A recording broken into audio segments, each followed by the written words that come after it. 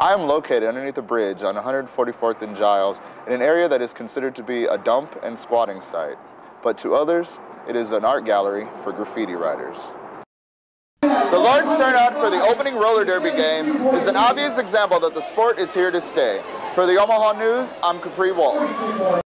When the three roommates were allowed to leave, they returned home, but the harassment by the police officers was not yet over. Routine traffic stops happen daily, but not all stops end smoothly. Three roommates that live in Dundee know all too much about this. It's about 4 a.m. We get into my car, and just as I'm starting the ignition and turning on my headlights, I see a police cruiser going by on 50th in Chicago. He's heading north, and he's just creeping along. He's just looking for something.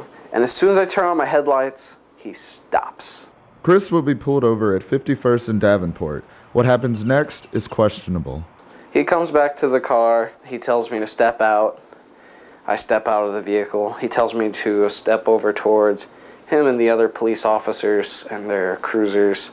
And as I do this, he jokes with the other officers about how drunk I am. He says something like, "Look how drunk he is. He's stumbling."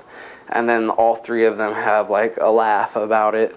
And they start opening the doors to the vehicle, and Chris Reese says, "Hey, I do not authorize a search of my vehicle. Please step away from my vehicle, officers." And every single one of them start laughing. "Ha ha ha, look at this guy. Is this guy a lawyer?"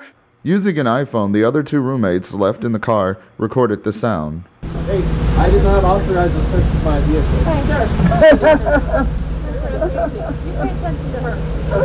So they breathalyze me, and she shows the results to the male officer that pulled me over, and I could see the disappointment in his face. I blew a .023.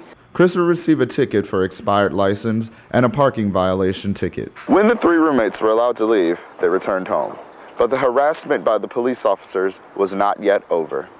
And then all of a sudden, my roommate Leighton says he hears a tow truck outside, and he believes they're towing my car.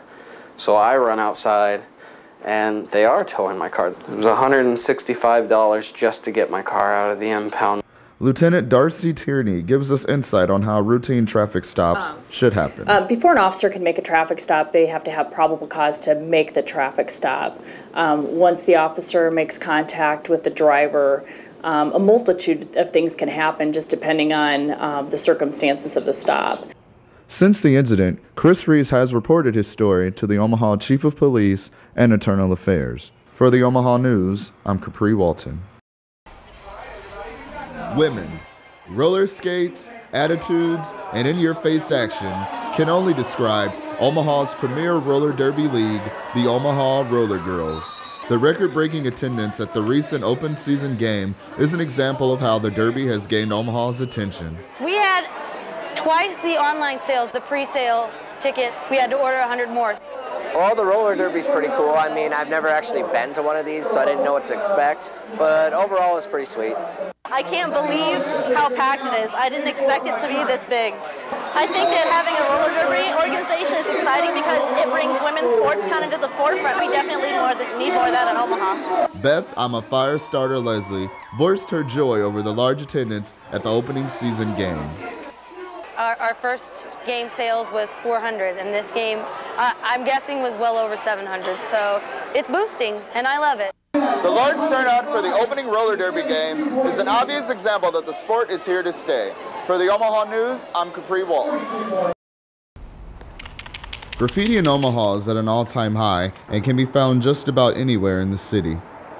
Unlike gang vandalism meant to mark territory, vandals are now doing it for artistic notoriety.